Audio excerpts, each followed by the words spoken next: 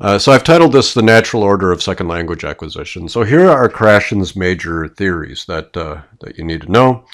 So you need to know something about the natural order hypothesis, the acquisition learning hypothesis, the monitor hypothesis or monitor model, the input hypothesis, and the affective filter hypothesis. And so let me dive into this. So Krashen's theories about the natural order hypothesis are like this. If I were to ask, and I have asked students, how they learned how to read, most of the answers that I get depends on the arrangement of their home life.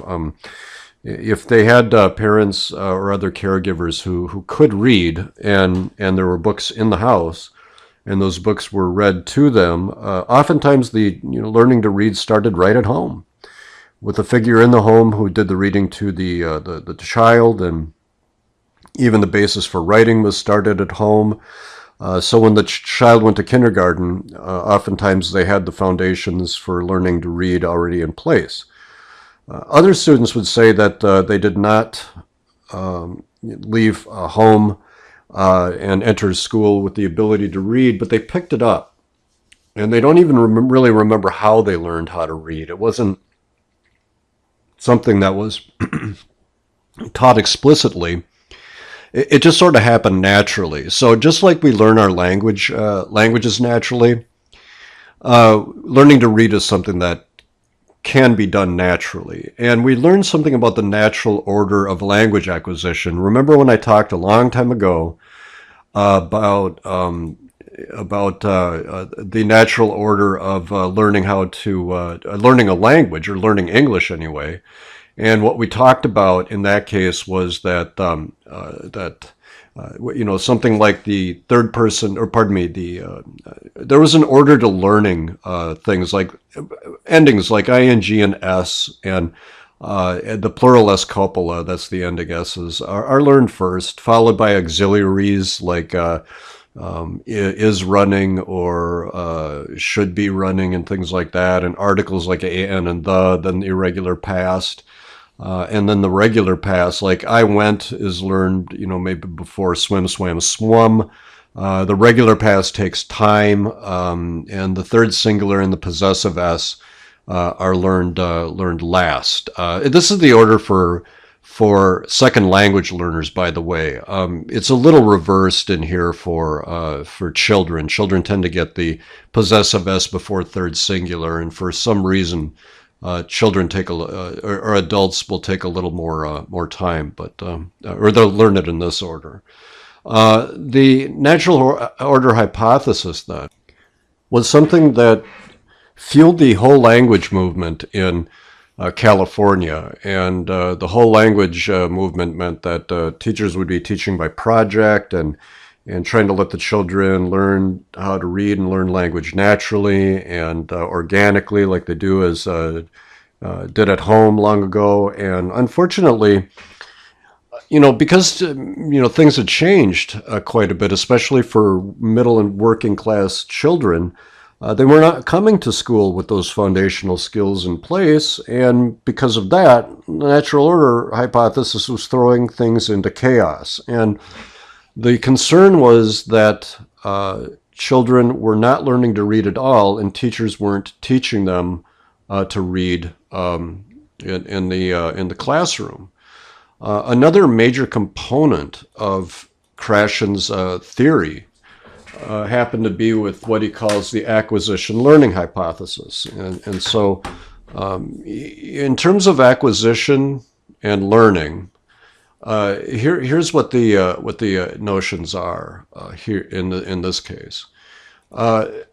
Acquisition, the acquisition learning hypothesis, is that acquisition is natural communication. So that when you were at home, you weren't formally taught anything. You were just there in the environment, absorbing the language in a natural context. Perhaps, your parents or mom or dad or whatever the arrangement happened to be, or other caregiver, would do things like read with you or pretend read, or do something like when you were driving down the road and you'd see a stop sign, or how many M's can you find when you drive by the McDonald's sign. That's environmental print. But your environment was providing you with what's called comprehensible input, and there is a type of language that has been studied by sociolinguistics called apparent ease. Parentese.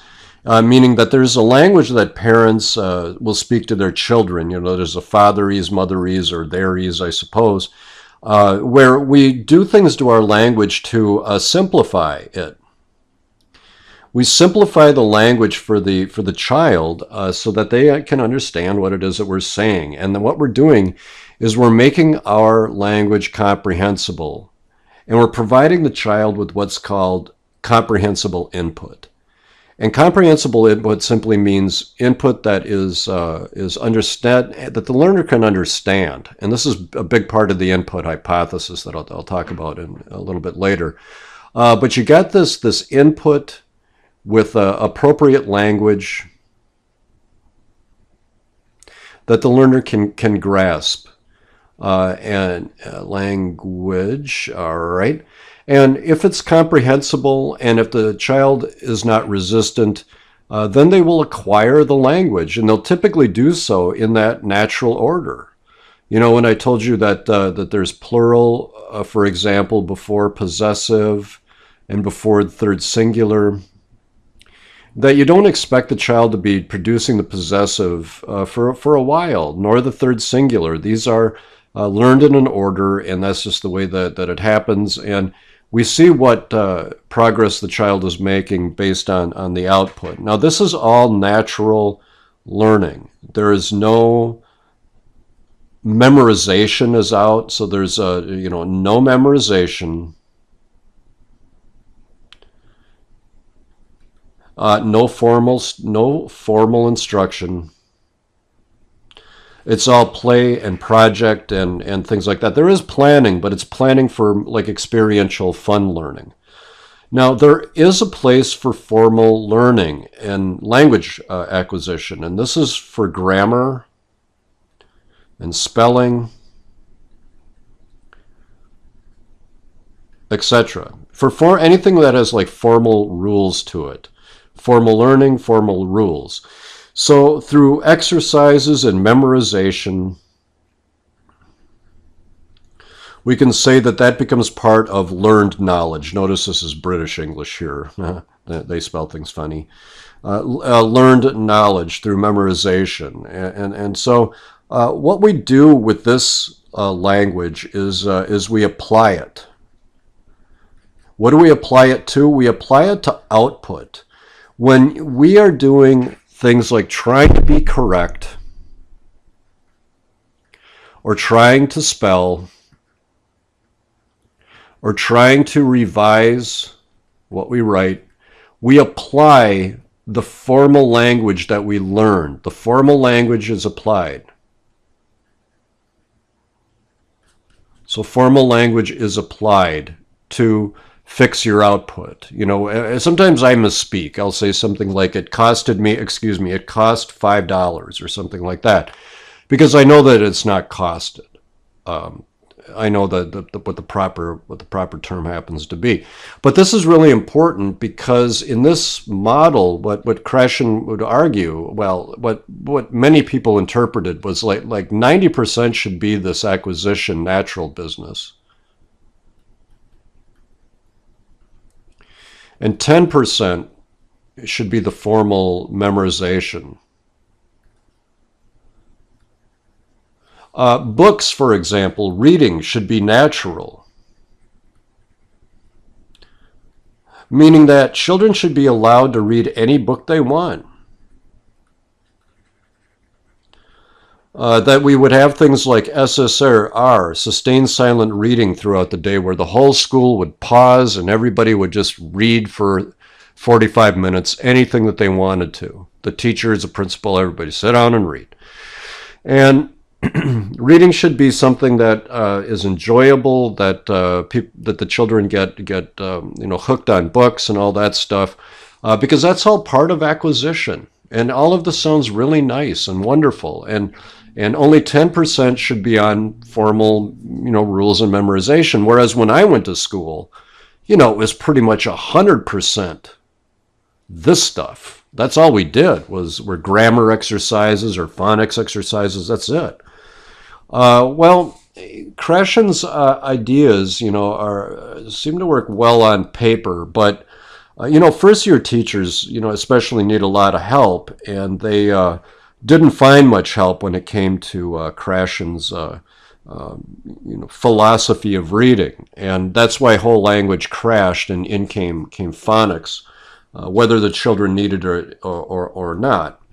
But I digress. Let me talk to you about the monitor model now. So the monitor model again is reserved for grammar, spelling.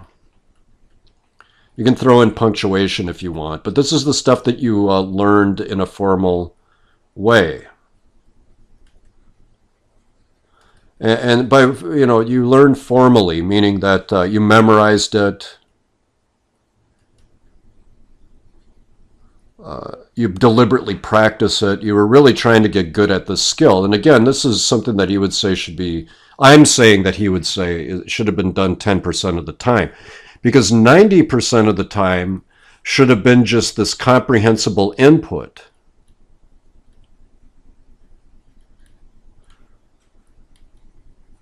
In a natural environment.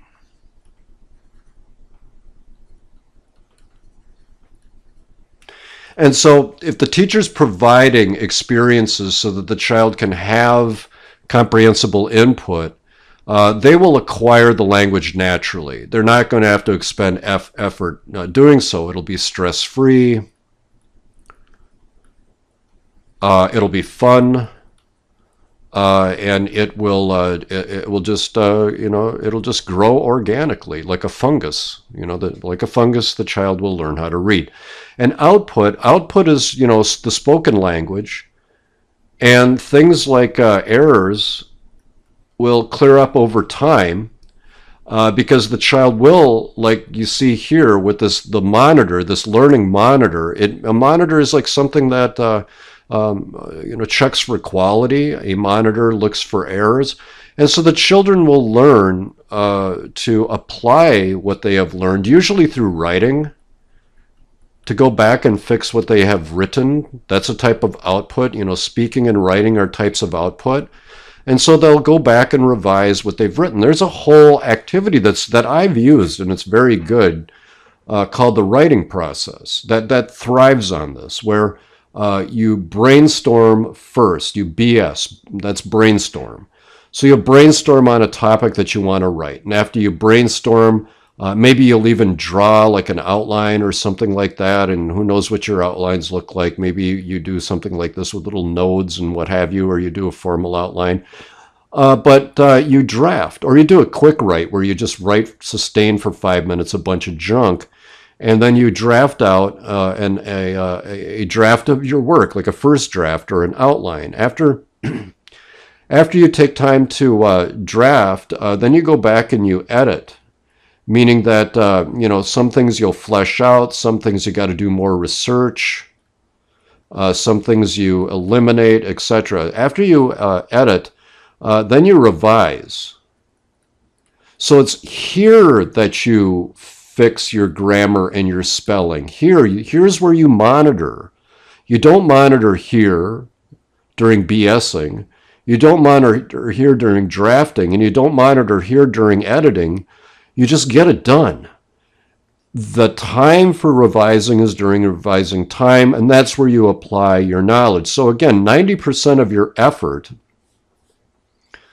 goes into this stuff, whereas 10% of your effort goes into revising. And then the last thing that you do is you publish it.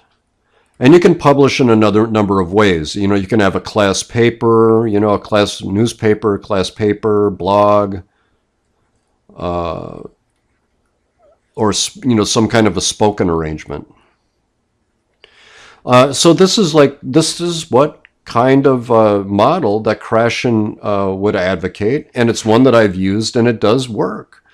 And it's perhaps a little easier to do with writing, because writing will sit still. A little more challenging with regard to reading or something like that. Although the monitor model is really for speaking and writing, for output. That's what you do. You monitor output. There were some other things I could tell you that I did that were Krashen like with the monitor, for example. I would look at this children's writings, right, and get a sense of the kinds of errors that they were making, like subject verb object errors, commas were frequent, past tense, and what's called a run-on sentence. That's punctuation problems, right? And so I would explicitly teach these things as they came up. And then I would have them apply a list. There would be, the list at first would be one item to look out for, and then a second item, and then a third item. And by the time we were done, they would edit their essays for no fewer than 50 things, because they had learned how to do it, and then they apply it to their own writing. They even apply it to others' writing. And we will learn how to critique things together and so forth. So, Krashen's ideas, I think, are still quite good for certain activities. And as I said, I've used it in writing, and it works. It really does. I think also his reading strategies work, but not so much as a whole systematic way of teaching. That's not. Unfortunately, that is not the case. Another big, another important. Well, here's another view of the monitor model that I wanted to show you, and that is if you focus too much only on meaning, for example, you might get let's see, you're too much monitor in this case means that maybe your speaking or your writing is highly accurate, but it is very slow, and your speaking is not fluent, and because you're just way too focused on trying to be accurate. Now, in cases where the accuracy is really low, it could be that the child is just mindlessly speaking. So you're getting a lot of output, but not very little of it is correct. And so what you want is a balance between accuracy and monitoring in anything, according to Krashen. But, again, we'll get to the criticisms in a second. I think that you can probably tell where we're going to go with the criticisms. Now, in the next case, he has this input hypothesis too. And regarding the input hypothesis, it all hinges on this input and I+1 model. So I'll write that over here. This is input plus 1. Now, input means comprehensible input, meaning that it's understandable, that it's input that is not too difficult. It's input that can be acquired. Remember, acquired naturally. And so you can see here that the teaching, the message, is slightly above the current ability level. This is where progress takes place. That if you have the input at the child's level, they will understand, but they're not going to progress. No language acquisition will take place because it's at their level. Student will not learn any new vocabulary in their language because they are not being challenged. Okay, so there's a sad face for us. Here, I+1, it's just above where they are. An acquisition will take place, and the student will gain more vocabulary and competence in the language because they are taught slightly above their current level. So it's like you're from reaching with your feet flat to reaching on your toes. In this case, if the input I+10 is way beyond their competence, acquisition's not going to take place because it's simply too hard. It's just noise, and you get a happy face. So again, what you want is this I plus 1, and that means that you'll have a learner who will be able to not only understand the message, but they will be able to make progress in language acquisition, which is what we want.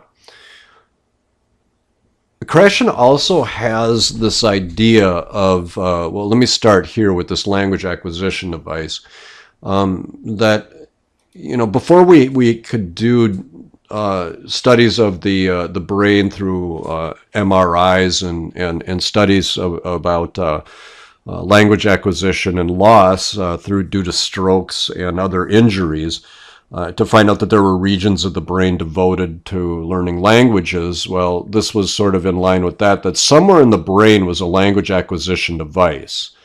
And what it needed was this input that was just above a current level. And what would happen in this mysterious language acquisition device is that it would acquire language. And during output, meaning during speech or writing, that's where you would be able to see how well structured this language acquisition device has become with, vocab and rules. We learn a lot of our grammar rules naturally by listening to other people. Like for example, in my environment, everybody said I would use something like, I appreciate you being here. Well, the correct language is I appreciate your being here. I appreciate, I'm going to abbreviate, your being here. You can say, I appreciate you, period. Or you can say, I appreciate your being here, period. It's not, I appreciate you being here. Well, it is in certain communities. In my community, it was, I appreciate you being here. That's what worked. And that is what went into my language acquisition device. It was only later that I learned that formal English, that others learn naturally because they come from homes that are more educated than mine, they naturally would say, I appreciate your being here. They don't have to learn the rule. They learned it naturally. I, on the other hand, had to learn it naturally. So what am I saying to you? That the acquired competence depends on the quality and kind of input that one is getting. And Krashen argues that there is something called the affective filter. That's this thing down here. So there's an affective filter. Affective meaning like there's something that can act upon your moods, that it can act upon other things. And in this case, it's something that acts like a filter, a barrier. Think of a filter, the affective barrier. So the input can be blocked if the child feels stress, angry, frustrated, or if they're being made to memorize. Any one of these things can, and maybe even prejudice can do it. Any of these things can cause this barrier right here to go up. And that's going to block comprehensible input, what Krashen would say. So the goal then was to have an affective filter that was down, that wasn't there. So just imagine that right now the affective filter is open. But the minute that you try to teach someone directly, now this is closed off from input, because what we're doing now is memorizing, and now there's right and wrong, and now there's stress, and now there's all that other stuff. And so that's again why less time should be spent on learning, explicit learning, and more time on comprehensible input.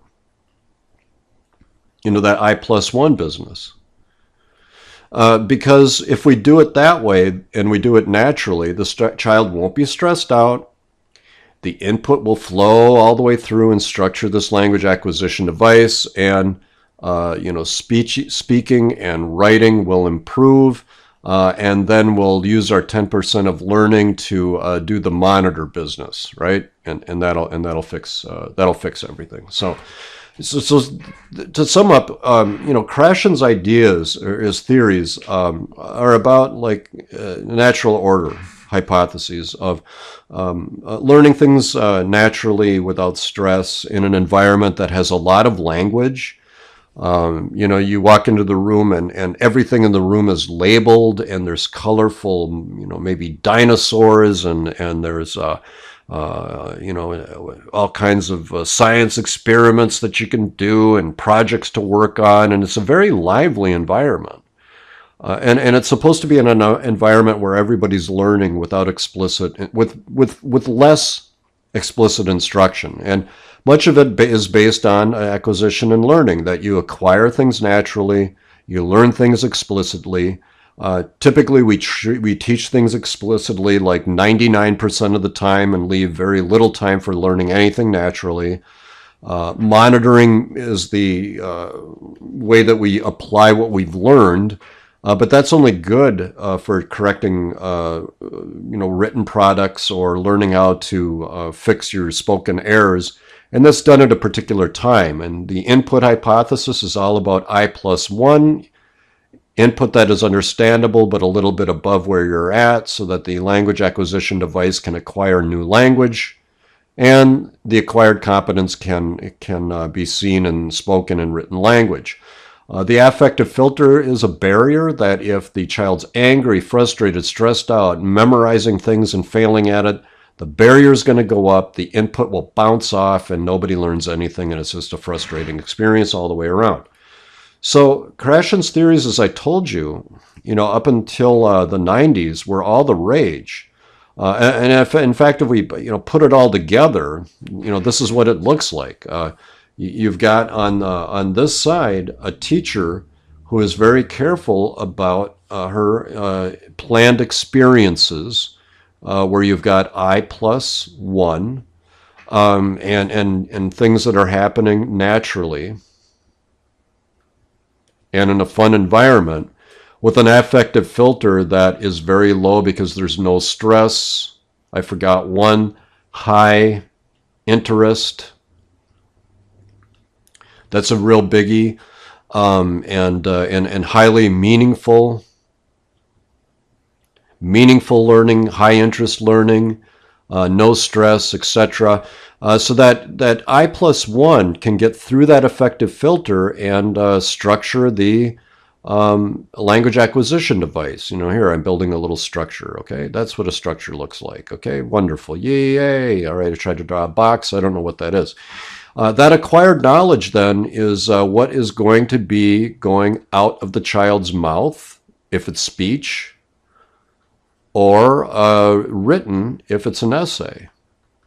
What do we do here? We learn our grammar rules.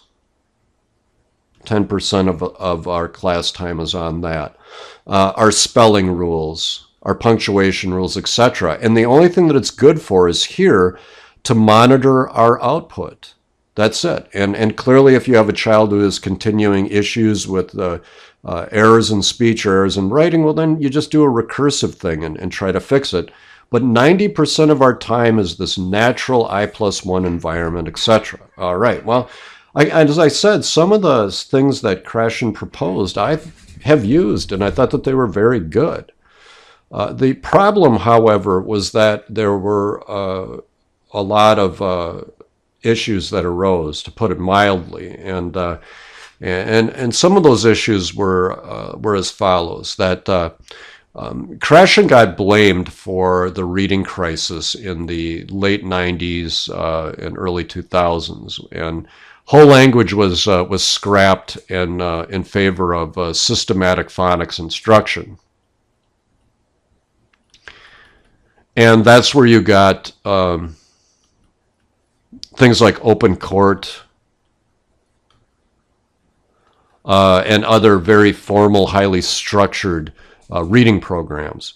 And the children would do it, like it or not. And there was a crisis in reading because his natural approach lacked phonics-based instruction. Another thing is that the input hypothesis is great on paper, but it's hard to develop it into a curriculum. It really is. I mean, if what is I plus one for one child might be I plus zero with no acquisition for another, or I plus 100 for another kid. So nobody's on the same page. And the teacher is driving herself or himself or theirself nuts trying to figure out how to do this in a natural environment. And it's very chaotic and it's disorderly. And then when the children are tested on formal knowledge, they don't have it. Because everybody's doing kind of, well, that's what Krashen would argue, I'm sure, that that's not what he intended. But that is what the perception was. And then also there's no language acquisition device that anybody can find. And so people say, well, your theory is more of a philosophy than than something testable, something scientific. That's a scientific there because you can't find it. Finally, another reason that that Krashen fell out of favor again is that it takes highly trained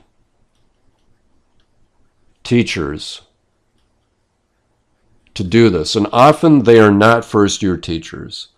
So first-year teachers then would go out and try to do this, and lacking any kind of experience or depth of understanding or knowledge, they would fail at it.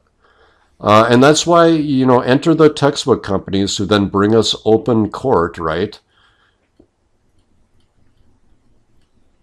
Very highly structured with even a pacing guide, a pace guide, which meant on Mondays we're here, Tuesdays we're there.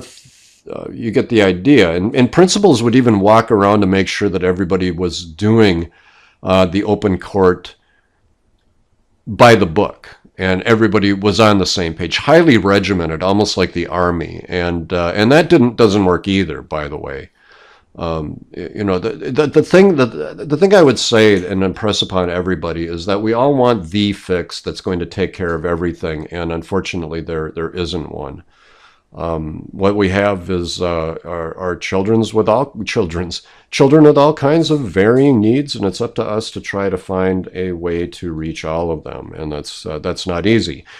So enter another theorist that we'll talk about next, who is named L.S. Vygotsky. I always mess up his Russian first and middle name, so I'll just leave it at Vygotsky. And his theory of sociolinguistic language acquisition is next.